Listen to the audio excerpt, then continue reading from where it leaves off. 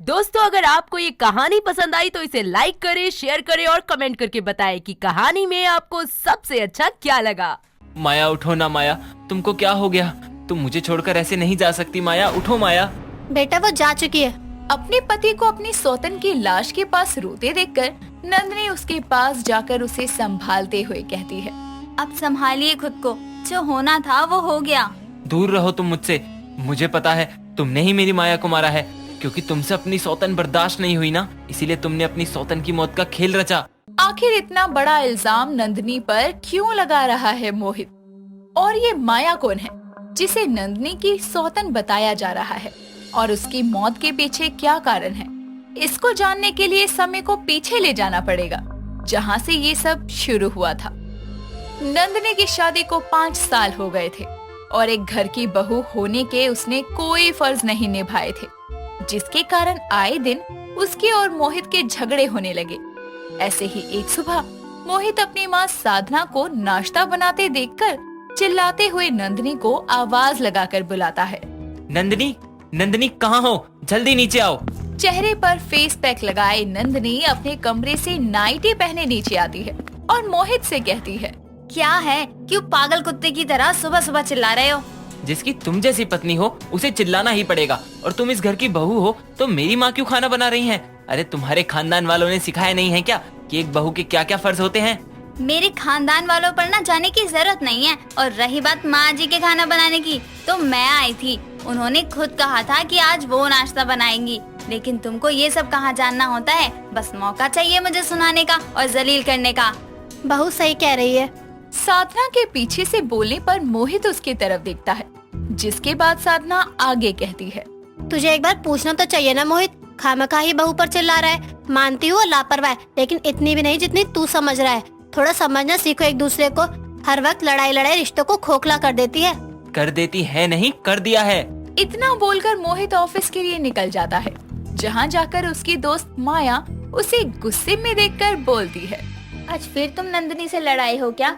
हद है मोहित, आखिर क्यों तुम अपनी पत्नी से अपनी लड़ाई सुलझाने के बारे में नहीं सोचते? तुम्हारे कारण। तुम मेरा पहला प्यार थी माया, और तुम्हारे कॉलेज से जाने के बाद मैंने तुमको ढूंढा, पर तुम मिली नहीं। उस दौरान मेरी नंदिनी से शादी हुई, लेकिन अब 6 साल बाद दोबारा तुम मेरे ही ऑफिस में मेरी ही कलीग बनकर आ गई हो, इसीलिए मैं खुद की फीलिंग्स को नहीं रोक पा रहा हूँ। क्या हुआ, कुछ बोल भी लो। माया मैं थक गया हूँ, मुझे नहीं रहना नंदिनी के साथ, मुझे नहीं रहना। इतना बोलकर मोहित माया के गले से लग जाता है, और उस दिन के बाद से माया को भी लगता है कि अब मोहित को ऐसे रिश्ते में नहीं रहना चाहिए जिसमें उसे प्यार ही ना मिलता हो। और इसी कारण वो और मोहित एक दूसरे के करीब आ जाते हैं।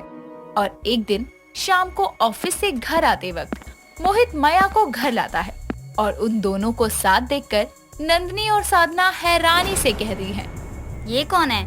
माया बेटा तू, इतने सालों बाद? नमस्ते आंटी, कैसी हैं आप? मैं ठीक हूँ, लेकिन तू इतने सालों बाद आज अचानक यहाँ? माँ, माया मेरे ही ऑफिस में काम करती है, और आज मैं इसको साथ इसलिए लाया हूँ क्योंकि मैं ये बताना चाहता हूँ कि मैं और अब नंदिनी के साथ नहीं रह सकता। मैं माया से शादी करना चाहता हूँ, क्योंकि नंदिनी ने कभी ना ही इस घर की बहू होने के फर्ज निभाए हैं, ना ही मेरी पत्नी होने के। वाह, तो इसलिए जान जान के मेरी गलतियाँ निकाली जाती थी कि एक दिन उन्हीं गलतियों का सहारा लेकर तुम मुझे अपनी जिंदगी से फेंक सको। हाँ मोहित, ये सब क्या कर रहा है तू? होश में भी है? हाँ माँ, मैं होश में हूँ, और मुझे लगता है ऐसे रिश्ते में मुझे और नंदिनी को नहीं रहना चाहिए जिसमें प्यार है ही नहीं। हाँ नंदिनी, क्योंकि इस रिश्ते में घुट के रहने से अच्छा है तुम दोनों ही अपनी अलग अलग जिंदगी जियो। मैं इस घर से और मोहित की जिंदगी से ना कभी नहीं जाऊंगी, समझे तुम? तो ठीक है, माया भी आज से इसी घर में रहेगी। तुम रहो अपनी जिद में, और मैं भी अब अपनी जिंदगी के साथ और समझौता नहीं करूँगा। मोहित इतना कहकर माया को अपने साथ एक दूसरे कमरे में ले जाता है, और नंदनी के कमरे से अपना सारा सामान माया के कमरे में शिफ्ट कर लेता है।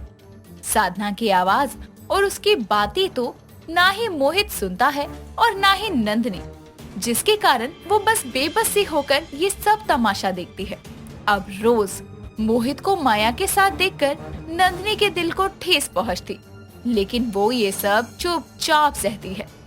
ऐसे ही लगभग 2 महीने गुजर जाते हैं, और ये देखकर माया मोहित से कहती है, मोहित, नंदिनी तुमसे सच में बहुत प्यार करती है, इसलिए देखो, अपने पति को इतने समय से किसी दूसरी औरत के साथ देखकर भी वो इस घर से नहीं गई।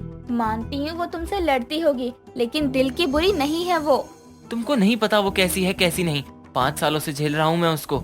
ये माया का मन कहीं बदल गया तो वो फिर से मेरी जिंदगी से चली जाएगी और मुझे नंदिनी के साथ अपनी जिंदगी बितानी पड़ेगी। जल्द ही कुछ करना होगा। लेकिन इन 2 महीनों में मैंने उसे जितना जाना है, उससे ये तो पता ही चलता है कि वो दिल की बुरी नहीं है। ये सब उसका दिखावा है। तुम उस पर ध्यान मत दो। मैं ऑफिस जा रहा हूँ। अपना ध्यान रखना। आज तुम्हारी तबीयत खराब है, इसलिए आराम करना। मोहित के ऑफिस जाने के कुछ देर बाद में माया रसोई में जाती है, जहाँ नंदिनी अपने लिए नाश्ता बना रही थी। तभी माया वहाँ आकर बोलती है, नंदिनी, मुझे जरा 1 गिलास पानी दे सकती हो? नंदिनी बिना कुछ बोले माया को पानी दे देती है और माया वहीं खड़े खड़े अपनी दवाई खाकर नंदिनी की तरफ देखते हुए कहती है, नंदिनी, मुझे माफ कर दो। मैंने जाने अनजाने में तुम्हारा घर तोड़ दिया। मैंने बहुत कोशिश की थी मोहित को समझाने की कि वो तुमसे अपने रिश्ते ठीक कर ले, लेकिन उसने कहा कि सब कुछ बहुत ज्यादा खराब हो चुका है। लेकिन मुझे अब भी तुम्हें देखकर लगता है कि कुछ खराब नहीं हुआ। अगर तुम मोहित के साथ सब ठीक करना चाहती हो तो मुझे बताओ, मैं हमेशा के लिए तुम्हारी जिंदगी से चली जाऊंगी। पता है, अब तक मुझे लग रहा था कि प्रॉब्लम तुम हो, लेकिन आज तुम्हारी बातें सुनकर समझ में आया कि तुम प्रॉब्लम नहीं हो, प्रॉब्लम तो मोहित है। वो ही नहीं चाहते कि हमारा रिश्ता ठीक हो, और आज मुझे ये समझ आ गया है, इसलिए अब मैं उनकी जिंदगी से चली जाऊंगी। तुम एक अच्छी इंसान हो। इन 2 महीनों में मैंने ये बात जान ही ली, इसलिए मेरे जाने के बाद माँ जी और मोहित का ध्यान रखना। तुम सच में ये चाहती हो? हाँ माया, अब मैं भी इस जबरदस्ती के रिश्ते से ऊब चुकी हूँ। मैं इस काबिल हूँ कि अपनी जिंदगी एक नए सिरे से शुरू कर सकती हूँ। इसलिए तुम अब इस घर को संभालना। और सच कहूँ, मुझे तुम जैसी सौतन ने ही सिखाया कि किसी चीज को जबरदस्ती पकड़ने से वो हमारी नहीं होती। थैंक यू माया।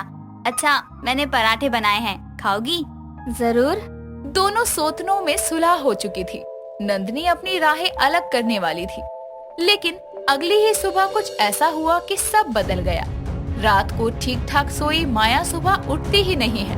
मोहित जब ये देखकर डॉक्टर को बुलाता है तो पता चलता है कि माया मर चुकी है। ये देखकर उसके पैरों तले जमीन खिसक जाती है और वो बोलता है, माया उठो ना माया, तुमको क्या हो गया? तुम मुझे छोड़कर ऐसे नहीं जा सकती माया, उठो माया। बेटा, वो जा चुकी है। अपने पति को अपनी सौतन की लाश के पास रोते देखकर नंदिनी उसके पास जाकर उसे संभालते हुए कहती है, अब संभालिए खुद को, जो होना था वो हो गया। दूर रहो तुम मुझसे। मुझे पता है तुमने ही मेरी माया को मारा है, क्योंकि तुमसे अपनी सौतन बर्दाश्त नहीं हुई ना, इसीलिए तुमने अपनी सौतन की मौत का खेल रचा। ये आप क्या कह रहे हैं? ऐसा नहीं है, मैं ऐसा क्यों करूँगी? हमारी तो बात हो गई थी। मैं जाने वाली थी आप दोनों की जिंदगी से, और कल रात मैंने अपने हाथों से उसे पानी दिया जब वो रात को उठी थी। तब तक तो वो ठीक थी, लेकिन आज सुबह अचानक ये सब। क्या? पानी? पानी का जिक्र सुनकर साधना को याद आता है कि कल रात उसने मोहित को पानी की एक बोतल में कुछ मिलाते देखा था, जिसके बाद वो माया के साइड टेबल से वो बोतल उठाती है और उसको टेस्ट के लिए भेजती है। इतने में घर पर पुलिस आती है और मोहित माया की मौत के लिए नंदिनी को जिम्मेदार बताकर गिरफ्तार करवाने लगता है। लेकिन उसी दौरान साधना के पास हॉस्पिटल से कॉल आता है, जो उसे पानी में पॉइजन होने की बात बताते हैं, जिस पर साधना इंस्पेक्टर को नंदिनी को ले जाने से रोकते हुए कहती है, रुक जाओ इंस्पेक्टर साहब, मेरी बहू ने अपनी सौतन की मौत नहीं रची, बल्कि मेरे बेटे ने रची है।